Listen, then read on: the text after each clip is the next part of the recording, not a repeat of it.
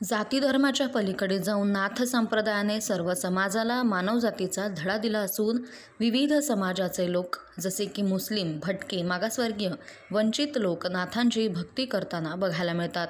पण असं असूनही पाथर्डीमधील मढी ग्रामपंचायतीनं मुस्लिम समाजातील लोकांना त्या गावच्या यात्रेत व्यवसाय करण्यावर बंदी लावण्यात आली असून याबद्दल ग्रामसभेचे अध्यक्ष आणि ग्रामसचिव यांच्या विरोधात धार्मिक तेढ निर्माण करणे तसेच संविधानाच्या आणि ग्रामसभेच्या कायद्याचं उल्लंघन केल्याबद्दल कायदेशीर कारवाई करण्यात यावी अशी मागणी सावित्री फातेमा सद्भावना मंचातर्फे जिल्हाधिकाऱ्यांकडे निवेदनाद्वारे केली आहे. एका ठराविक समाजानं गावाच्या जत्रेत व्यवसाय करण्यास बंदी घालणं असा ठराव करणं ही नाथ संप्रदायांच्या विचारांच्या विरुद्ध कृती आहे.